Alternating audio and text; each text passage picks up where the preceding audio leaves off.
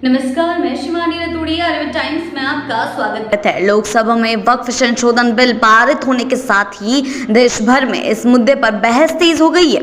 बिहार भी इससे अछूता नहीं रहा, जहां सुन्नी और शिया वक्फ बोर्ड के अधीन 3000 से अधिक संपत्तियां हैं। इनमें से कई संपत्तियां विवादों में घिरी हुई हैं और इनसे जुड़ी कानूनी मामले वक्फ ट्रिब्यूनल और पटना हाईकोर्ट में लंबित हैं।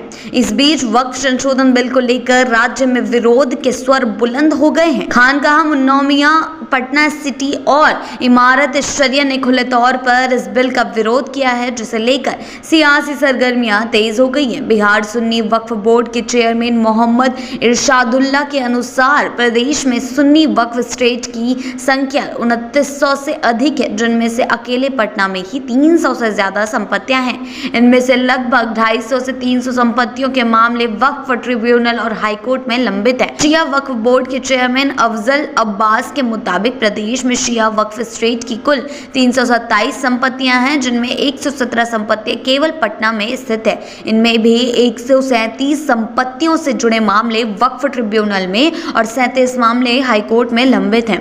वक्फ संशोधन बिल के विरोध में इमारत शरिया ने भी कड़ा रुख अपनाया है। इसके नायाब नाजीम और डिप्टी काजी सनाउल हौदा कासमी ने कहा है कि जो भी पार्टियां इस बिल का समर्थन कर रही हैं, हम उनका विरोध करेंगे। उन्होंने कहा है कि यह बिल वक्फ की संपत्तियों के खुर्द बुर्द होने और सरकारी कामों में इनके इस्तेमाल की आशंका को बढ़ा सकता है।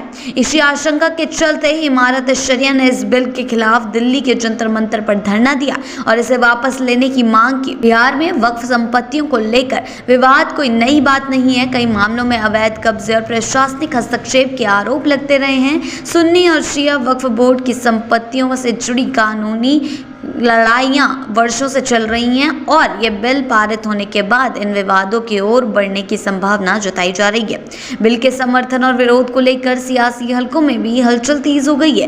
विपक्षी दल इसे मुस्लिम समुदाय की संपत्तियों पर सरकारी नियंत्रण स्थापित करने की साजिश बता रहे हैं, जबकि सरकार का कहना है कि वक्फ संपत्तियों के पारदर्शी प्रबंधन के लिए जरूरी कदम है।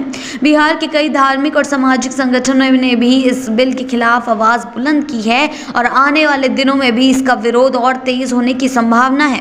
इस मुद्दे को लेकर जनता में भी अलग अलग प्रतिक्रियाएं देखने को मिल रही हैं। कुछ लोग इसे वक्फ संपत्तियों की सुरक्षा के लिए जरूरी मान रहे हैं, तो कुछ इसे धार्मिक स्वतंत्रता में दखल मान रहे हैं। ऐसे में देखना दिलचस्प होगा कि आने वाले दिनों में बिहार और देश भर में इस बिल को लेकर क्या नया मोड़ आता है। फिलहाल विरोध प्रदर्शन और कानूनी लड़ाइयों के बीच वक्फ संपत्तियों पर छिड़ी ये बहस जल्द थमती नहीं दिख। आगे की अपडेट्स के लिए जुड़े रहें आर्यभट्ट टाइम्स के साथ ही चैनल को सब्सक्राइब करना ना भूलें और हमारी फेसबुक और वेबसाइट के साथ भी जरूर जुड़ें।